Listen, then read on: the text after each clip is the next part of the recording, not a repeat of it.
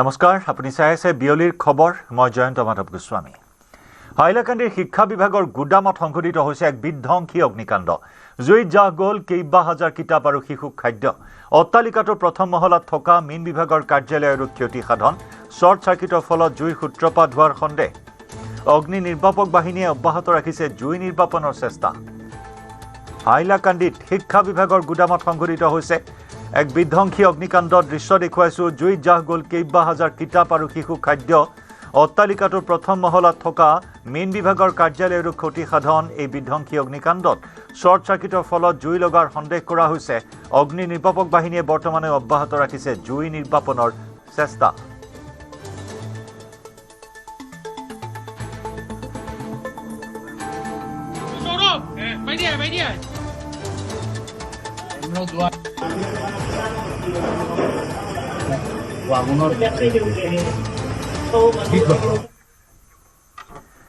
বাৰ মে'ত 10:15 বিমানবন্দৰত উপস্থিত হ'ব প্ৰধানমন্ত্ৰী নৰেন্দ্ৰ মোদী বিমানবন্দৰৰ পৰা 11 বজাত শপত গ্ৰহণ অনুষ্ঠানত ভাগ ল'ব প্ৰধানমন্ত্ৰী মোদীয়ে দিনৰ 11 বজাত অনুষ্ঠিত হ'ব মন্ত্ৰীসভাৰ শপত গ্ৰহণ অনুষ্ঠানত উপস্থিত থাকিব কেন্দ্ৰীয় গৃহমন্ত্ৰী অমিত শ্বাহ বিজেপিৰ ৰাষ্ট্ৰীয় সভাপতি নীতিন নবীন আৰু এনডিএ শাসিত ৰাজ্যসমূহৰ মুখ্যমন্ত্ৰী আৰু উপ মুখ্যমন্ত্ৰীসকল কেন্দ্ৰীয় চৰকাৰৰ কেইবাগৰাকী মন্ত্ৰী উপস্থিত থাকিব শপত গ্ৰহণ অনুষ্ঠানত উপস্থিত থাকিব লক্ষাধিক সাধাৰণ লোক শপত গ্ৰহণৰ পূৰ্বে 10 মে'ত বিজেপি বিধায়িনী দলৰ বৈঠক আৰু এনডিএৰ বিধায়িনী দলৰ বৈঠক অনুষ্ঠিত হ'ব শপত গ্ৰহণৰ প্ৰস্তুতি সন্দৰ্ভত অনুষ্ঠিত হোৱা বৈঠকত এই মন্তব্য কৰে ৰাজ্যিক বিজেপিৰ নেতৃত্বই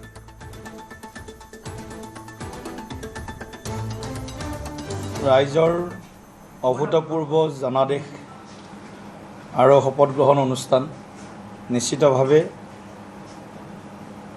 ৰাইজে ব্যাকুল হৈ আছে এই শপত গ্ৰহণ অনুষ্ঠান সচক্ষে প্ৰত্যক্ষ কৰিবৰ বাবে গতিকে আমিও সেইকাৰণে খানাপাৰা পশু চিকিৎসা মহাবিদ্যালয় খেলপথাৰ যিহেতু গুৱাহাটীৰ ভিতৰত সেইখনে আটাইতকৈ ডাঙৰ স্থান বুলি ক'ব লাগিব গতিকে সেই স্থানকে আমি নিৰ্ধাৰণ কৰা হৈছে আৰু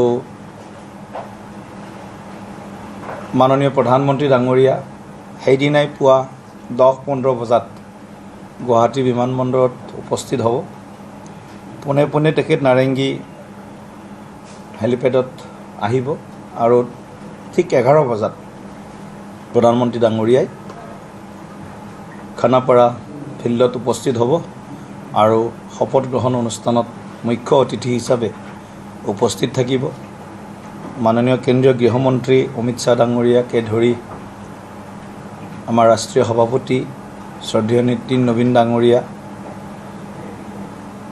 বিভিন্ন ৰাজ্যৰ মাননীয় মুখ্যমন্ত্ৰীসকল উপ মুখ্যমন্ত্ৰীসকল এনডিএ শাসিত প্ৰদেশসমূহৰ তেনেধৰণে আমাৰ সমগ্ৰ ভাৰতৰ পৰা দলৰ শ্ৰেষ্ঠ নেতৃবৃন্দ আৰু কেন্দ্ৰীয় চৰকাৰৰ কেইবাগৰাকীও মাননীয় মন্ত্ৰী এই অনুষ্ঠানত অংশগ্ৰহণ কৰিব আমাৰ দলৰ আজি গোটেইখিনি সভাপতি ডাঙৰীয়াৰ নেতৃত্বত আমি আগন্তুক দিনত শপত গ্ৰহণ অনুষ্ঠান বা আমাৰ বিজেপি বিধায়িনী দলৰ সভা বা এনডিএ বিধায়িনী দলৰ সভাৰ সম্পৰ্কে আলোচনা কৰিলোঁ আৰু এই প্ৰস্তুতিখিনি কেনেকৈ কৰা হ'ব সেই সম্পৰ্কে আমি আলোচনা কৰিলোঁ আমাৰ দলীয় সতীৰ্থসকল যথেষ্ট উৎসাহত আছে তেখেতসকলৰো এই বৈঠকসমূহত কেনেকৈ অংশগ্ৰহণ হ'ব পাৰে সেই সম্পৰ্কেও আমি আলোচনা কৰিলোঁ বাক্সাৰ মুছলপুৰত দলীয় কৰ্মীৰ সৈতে বিপিএফ প্ৰধান হাগ্ৰামা মহিলাৰীৰ বৈঠক নিৰ্বাচনী সভাত দিয়া প্ৰতিশ্ৰুতি আখৰে আখৰে পালন কৰাৰ অংগীকাৰ হাগ্ৰামা মহিলাৰীৰ জিলাই গৈ ৰাইজৰ সমস্যাৰ বুজ লোৱাৰ লগতে বিভাগীয় বিষয়াৰে পৰ্যালোচনা বৈঠক অনুষ্ঠিত কৰাৰ কথা ঘোষণা কৰে বিটিচি প্ৰধানগৰাকীয়ে লগতে অনাগত 15 বছৰলৈ ৰাজ্যত বিজেপি আৰু বিটিচিত বিপিএফ চৰকাৰ থাকিব বুলি ভৱিষ্যৎবাণী কৰিছে হাগ্ৰামাই ইপিনে মুছলপুৰৰ জিলা বিপিএফ কাৰ্যালয়ত অনুষ্ঠিত বিজয়ী উৎসৱত মানস আৰু বাক্সা বিধানসভা সমষ্টিৰ নৱনিৰ্বাচিত বিধায়ক থানেশ্বৰ বসুমতাৰী আৰু মনেশ্বৰ ব্ৰহ্মক জনালে সম্বৰ্ধনা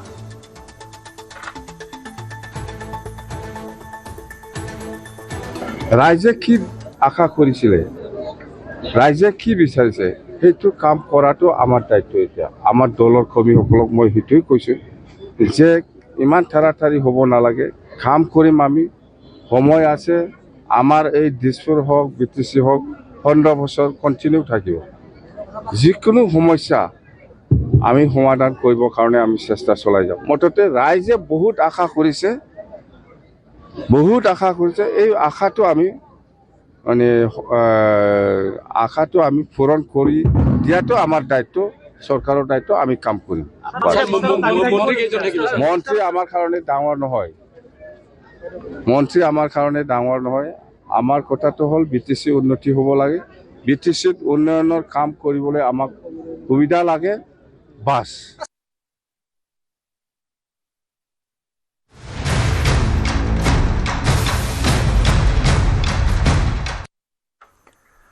চন্দ্ৰনাথ ৰথৰ হত্যাৰ গোচৰত তদন্ত আৰম্ভ CIDৰ। বিজেপি নেতা শুভেন্দু অধিকাৰীৰ ব্যক্তিগত সহায়ক চন্দ্ৰনাথ ৰথক গুলীয়াই হত্যা। পশ্চিমবংগৰ মধ্যম গ্ৰামৰ বাৰাসাত বুধবাৰে নিশা দুৰ্বৃত্তৰ গুলীত নিহত হয় চন্দ্ৰনাথ ৰথ। নিশা 10ৰ পৰা 10:20 ভিতৰত সংঘটিত হয় এই লোমহৰ্ষক ঘটনাটো। দুৰ্বৃত্তৰ গুলীয়ে ভেদি নিয়ে চন্দ্ৰনাথ ৰথৰ মূৰ, বুকু আৰু পেট। দুৰ্বৃত্তই নিচেই ওচৰৰ পৰা গুলীয়াই হত্যা কৰে লোকজনক। পশ্চিমবংগত সংঘটিত নিৰ্বাচনোত্তৰ হিংসাত দেশজুৰি চাঞ্চল্যৰ সৃষ্টি হৈছে। ঘটনাৰ সময়ত নাছিল শুভেন্দু অধিকাৰী। বংগত বিজেপি চৰকাৰ গঠনৰ পূৰ্বে সংঘটিত হয় এই ভয়ংকৰ ঘটনা। দুৰ্বৃত্তই চলাইছিল 16 জাঁই গুলী। দীৰ্ঘদিন ধৰি শুভেন্দু অধিকাৰীৰ ব্যক্তিগত সহায়ক ৰূপে আছিল চন্দ্ৰনাথ ৰথ। চিকিৎসালয়ত চন্দ্ৰনাথ ৰথক মৃত ঘোষণা কৰে চিকিৎসকে। বিজেপি নিৰ্বাচনী প্ৰচাৰত গুৰুত্বপূৰ্ণ ভূমিকা পালন কৰিছিল চন্দ্ৰনাথ ৰথে।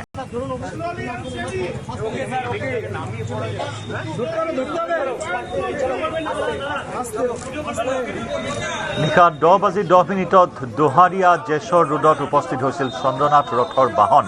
নিশা 10:15 ঘৰৰ পৰা 200 মিটাৰ দূৰত্বত ৰখোৱা হৈছিল চন্দ্ৰনাথৰ বাহনখন। নিশা 10:15 বাইকত অহা দুৰ্বৃত্তৰ গুলীচালনা চন্দ্ৰনাথক। নিশা 10:20 স্থানীয় লোক আৰু নিৰাপত্তাৰক্ষী উপস্থিত হয় ঘটনাস্থলীত। সংকটজনক অৱস্থাত উদ্ধাৰ কৰা হয় চন্দ্ৰনাথ ৰথ আৰু বাহনৰ চালকক। নিশা 10:40 হাস্পতালত চন্দ্ৰনাথ ৰথক মৃত ঘোষণা। নিশা 11:30 বজাত অঞ্চলটোত পৰিস্থিতি উত্তপ্ত হৈ পৰাৰ লগতে মোতায়েন কৰা হয় আৰক্ষী।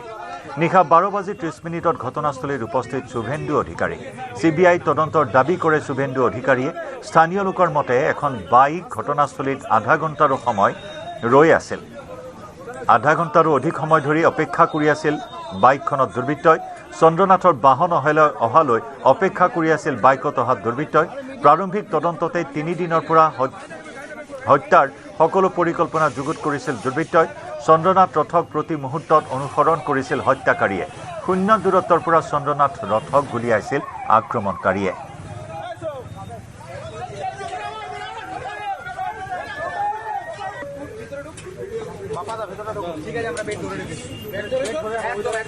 ইফালে লোমহৰ্ষক হত্যাকাণ্ডত ব্যৱহৃত এখন নিছান মাইক্ৰা বাহন চিনাক্ত কৰা হৈছে। বাহনখনত ভুৱা নম্বৰ প্লেট ব্যৱহাৰ কৰিছিল হত্যাকাৰীয়ে। গাড়ীখনত ব্যৱহৃত ভুৱা পঞ্জীয়ন নম্বৰটো WB74AK2270। আৰক্ষীয়ে জব্দ কৰিছে ঘটনাত ব্যৱহৃত 4-চকীয়া বাহনখন। WB74AK2270 নম্বৰৰ প্ৰকৃত বাহনখনৰ গৰাকী উইলিয়াম জোচেফ। শিলিগুৰি RTOত পঞ্জীয়নভুক্ত বাহনখন প্ৰায় 10 বছৰ পুৰণি। আৰক্ষীৰ অনুসন্ধান অনুসৰি ঘটনাৰ সময়ত জোচেফৰ সৈতে আছিল বাহনখন। জোচেফৰ বাহনৰ পঞ্জীয়ন নম্বৰ ব্যৱহাৰ কৰিছিল আততায়ীয়ে। ঘটনাস্থলীৰ পৰা আৰক্ষীয়ে উদ্ধাৰ কৰিছে খালী কাৰ্টিজ।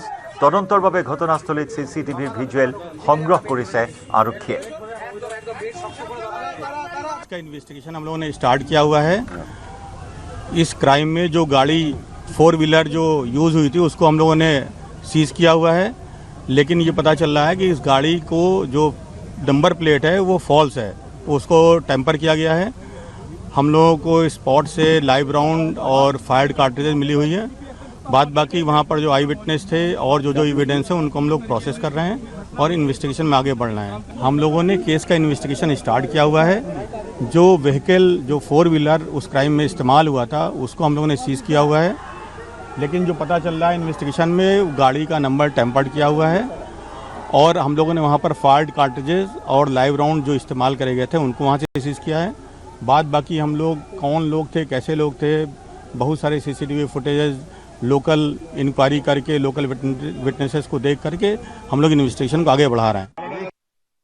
मैं गाड़ी, उनका जो गाड़ी है ना, उनका गाड़ी मेरे को क्रॉस करके आगे, मतलब मेरा ड्राइविंग स्पीड वही 40-50 का होगा, ठीक है। उनका मेरे ख्याल से 60 के आसपास होगा, जहाँ मेरे को क्रॉस करने में जितना स्पीड लगा उनको, तो वो उसी स्पीड में जब आगे आए ना, जो यहाँ मेरा पीछे था, मतलब मेरे को क्रॉस कर लिया था वो गाड़ी। मैं अपने नॉर्मल उसमें ड्राइविंग जो स्पीड होता है 50-60 की स्पीड में आ रहा था, 40-50 का स्पीड होगा, उनका 60 होगा, ठीक है। तो उन्होंने मेरे को क्रॉस किया है, नहीं, जो चंद्रदा का जो गाड़ी था वो मेरे को क्रॉस किया है। क्रॉस करके जैसे ही आगे निकला ना, लगभग 100-150 मीटर की दूरी में आगे निकल गया होगा, तब तक वो गाड़ी अचानक खड़ा हो गया रास्ते में, मतलब ब्रेक लगा के खड़ा हो गया। शायद मेरे को आवाज भी आया था ब्रेक का, खड़ा हो गया। और जैसे ही खड़ा हुआ ना, पीछे से एक बाइक आया और एकदम चंद्र का मतलब लेफ्ट साइड में, राइट साइड में ड्राइविंग चल रहा था, लेफ्ट साइड में आया, एकदम एक पैर से बैलेंस किया, एक बंदा जो मेरे को दूर से दिख रहा था, बैलेंस किया और सीधा अपना शूट आउट शुरू कर दिया। आपने देखा? मैं पीछे से, मैं 100 मीटर की दूरी में था, मतलब मेरा गाड़ी चल रहा था उस समय पूरी स्पीड में। मैं देख करके जब तक वहां पे थोड़ा सा भीड़ लग गया था, ये तो भाग गया था। ये कितने लोग थे? एक बाइक में एक ही बंदा बैठा हुआ था। हाँ, एक पैर से बैलेंस किया, मतलब बहुत एक्सपर्ट लग रहा था मेरे को, जहां तक लग रहा था। एक पैर से इसने लगाया, बाइक जैसे लगा था ना, थोड़ा सा हाइट ज्यादा होगा लेकिन पतला सा था बिल्कुल। कौन सी बाइक की? बाइक का इतना ध्यान नहीं है मेरे को, नहीं। वो गाड़ी का नंबर जो है ना, वो मेरे को 74 था, WB 74 समथिंग लाइक दिस, ठीक है। मैं तो घर ही नहीं गया हूँ अभी, तो मैं फॉर्चून, मैं मेरे पीछे गाड़ी था, मैं तो पार्क कर दिया गाड़ी। पार्क करके मतलब रास्ते गाड़ी लगा के वो जगह नहीं मिल रहा था, तो थोड़ा सा जो टाइम लगा ना, तब तक मैं वो सब तो कांड हो गया। तो क्या वो तुरंत वहीं से भाग लिया? बाइक से ही निकल गया? बाइक से ये निकला, और गाड़ी शायद वहीं से निकला। उसके बाद गाड़ी तो मेरे ख्याल से कहीं छोड़ दिया, गाड़ी छोड़ा, वो सब बाइक से निकला है। तो क्या ये लग रहा था बहुत देर से फॉलो कर रहा था वो बाइक? मेरे को तो ऐसा लग रहा है, क्योंकि प्री प्लान था, जहां तक मेरे को लग रहा है, क्योंकि अचानक ऐसे गाड़ी तो कभी नहीं आता है सामने, किसी के सामने ऐसा गाड़ी नहीं आएगा। पॉइंट रेंज से एकदम साइड से गोली चलाया, एकदम जैसे ये स्कॉर्पियो गाड़ी है ना, ऐसा ही स्कॉर्पियो गाड़ी था एकदम। एक यही गाड़ी है क्या? हाँ, यही गाड़ी था। अरे बाप रे, एकदम सामने, जैसे ये गाड़ी है ना, यहाँ पे खड़ा था बंदा, एकदम सामने खड़े होकर के पॉइंट रेंज में गाड़ी चलाया, गोली चलाया। आपको आवाज सुनाई दी? गोली की 2 गोली की आवाज सुनाई दिया, तीसरा का नहीं सुनाई दिया मेरे को, ठीक है। ये ऐसे ही मारा था गोली, एकदम मेरा होगा ज्यादातर यहाँ से 100 मीटर 150 मीटर की दूरी में।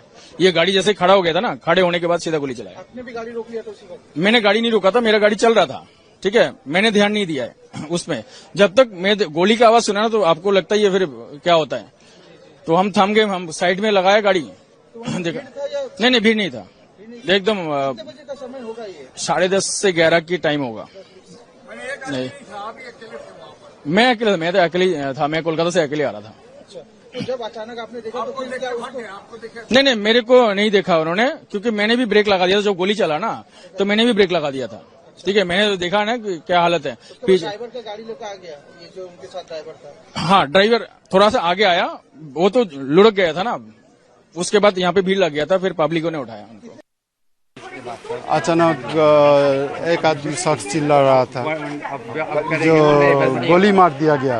2 आदमी को गोली मार दिया गया, मार के भाग गया। तो हमने बोला किसको? आपको कैसे पता चला? हम स्टेट डॉग को रात में खिलाता हूँ, वो रोड पे स्ट्रेट में खिला रहा था, तभी वो चिल्ला रहा था। तो हमने दौड़ से आया, जल्दी से आकर देखा एक स्कॉर्पियो। कहाँ पे देखा? वही जो ऑफिसर खड़ा है, हाँ। उस बाई तरफ। अच्छा, एक स्कॉर्पियो को ब्लॉक किया है, एक ऑल्टो कार, अच्छा, जो जिसका नंबर नहीं है। और स्कॉर्पियो के अंदर, ऑल्टो में कोई नहीं था, स्कॉर्पियो के अंदर एक आदमी ड्राइवर के सीट में बैठ के कार रो रहा था, और 2 आदमी पीछे बैठ रहा था। 2 आदमी पीछे बैठा था ना, वो इंजर्ड होकर पड़ा है। तो दरजा खोलने के बाद देखा, तो हमने बोला जे शकल दिखाओ, कैसे पहचानता हूँ कि नहीं। तो उन्होंने उठाने की कोशिश किया, उठा नहीं पाया, लेकिन वो जो जिंदा है हमको पता चल गया। तो हमने बोला अभी तक जब जिंदा है तब पहले प्राथमिकता है, तुमको हॉस्पिटल लेके जल्दी से जाओ, हम पुलिस बुलाते हो। तो हॉस्पिटल लेके गया। कौन लेकर गया इस कार को? ड्राइवर स्कॉर्पियो के स्कॉर्पियो के ड्राइवर के सीट में जो बैठे थे वही ड्राइव करके ले गया।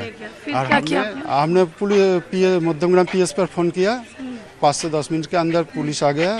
उसके बाद इन्वेस्टिगेशन आपको पता था ये चंद्रनाथ पुलिस जब फोन करके कन्फार्म किया तब पता चला। আসলো ওনাদেরকে নামিয়ে আমি ড্রাইভার নামিয়ে ভিতরে ঢুকিয়ে দিলাম। কজন ছিল গাড়িতে? সামনে দুজন ছিল, সামনে যে ছিল উনি তো পুরো ঢুলে এক্সপার্ট হয়ে গেছে মনে হয়। পিছনে যে ছিল উনি কথা বলছিল এখানে। ড্রাইভারের লাগেনি?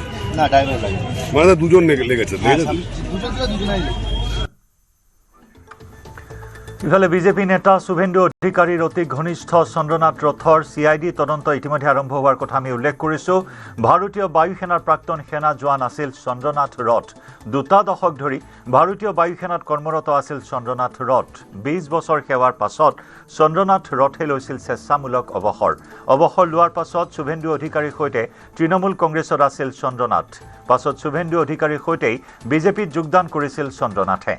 বিধানসভা নিৰ্বাচনৰ সময়ত ভৱানীপুৰ সমষ্টিৰ প্ৰচাৰত দায়িত্বত আছিল চন্দ্ৰনাথ ৰথ। ভৱানীপুৰ সমষ্টি আছিল মমতা বেনাৰ্জীৰ দুৰ্গ উফৰাই এইবাৰ সমষ্টিটোৰ পৰা জয়লাভ কৰিছিল শুভেন্দু অধিকাৰীয়ে। আৰু সেই শুভেন্দু অধিকাৰীয়ে ব্যক্তিগত সহায়ক চন্দ্ৰনাথ ৰথক নিশা শূন্য দূৰত্বৰ পৰা গুলীয়াই হত্যা কৰে আততায়ীয়ে।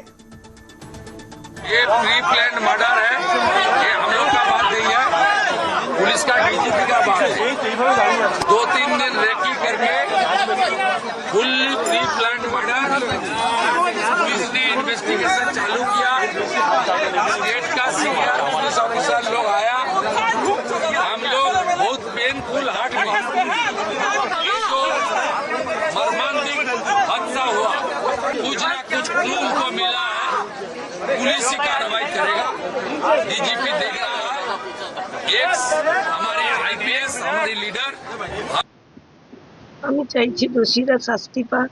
কি শাস্তি চাই? আমিও একজন মা, আমি চাইবো না তাদের ফাঁসি হোক, কিন্তু যাবজ্জীবন কারাদণ্ড চাইছি।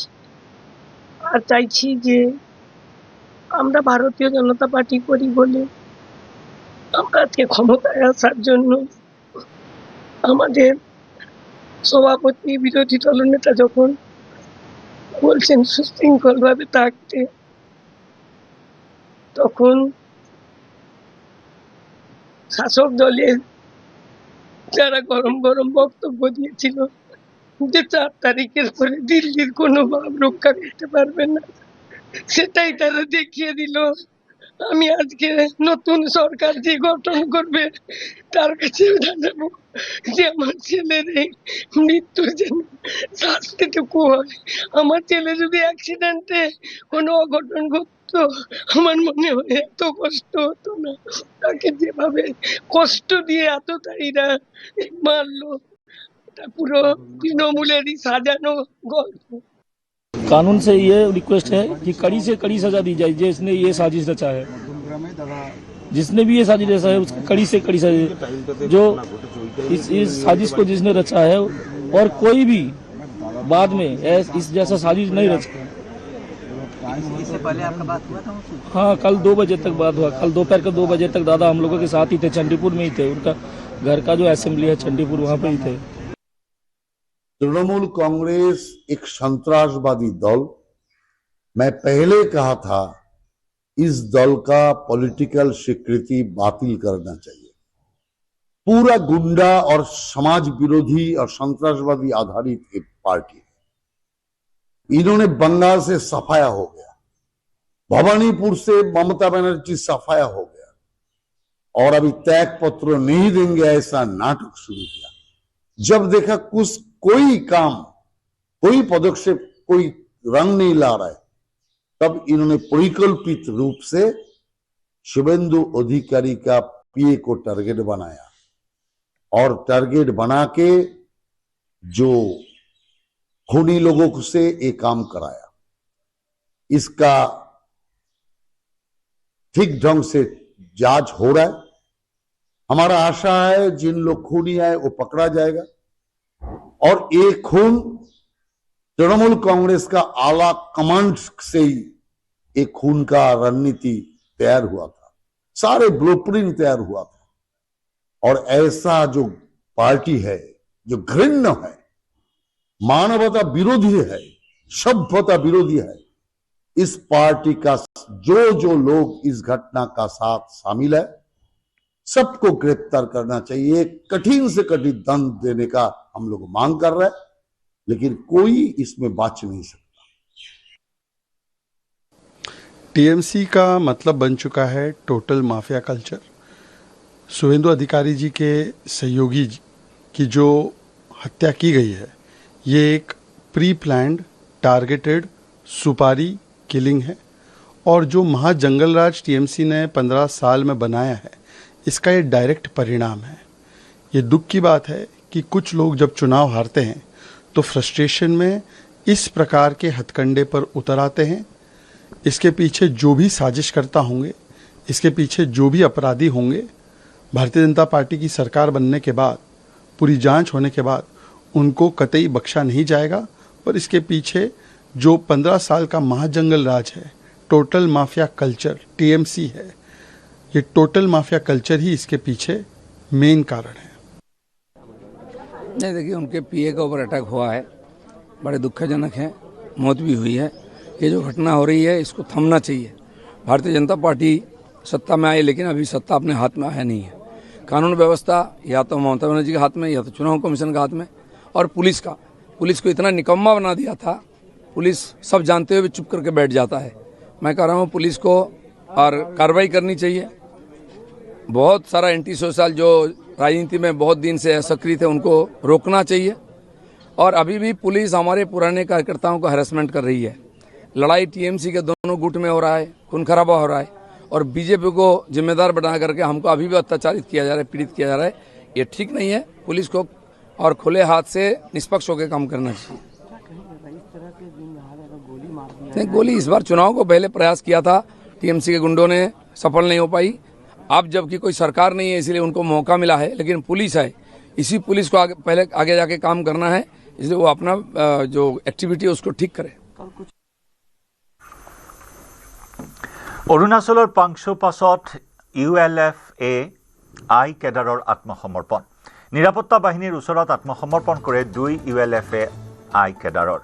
আত্মসমৰ্পণৰ পৰা কেডাৰ দুজনৰ কৰ্পোৰেল লেকাং অসম ওৰফে অশোক সোণোৱাল আৰু লেঞ্চ কৰ্পোৰেল নিপেন অসম ওৰফে বিপ্লৱ বুঢ়াগোহাঁই। ইয়াৰে অশোক সোণোৱালৰ ঘৰ অৰুণাচল প্ৰদেশৰ মহাদেৱপুৰত, আনহাতে বিপ্লৱ বুঢ়াগোহাঁইৰ ঘৰ ধেমাজিৰ গোহাঁইগাঁৱত। 3 মেত সংগঠনটোৰ ৰাণুস্থিত GMHQৰ পৰা পলায়ন কৰিছিল দুয়ো। শিবিৰ ত্যাগ কৰাৰ পিছত তেওঁলোকে খোজকাঢ়ি আহি উপস্থিত হয় পাংছোপাছত।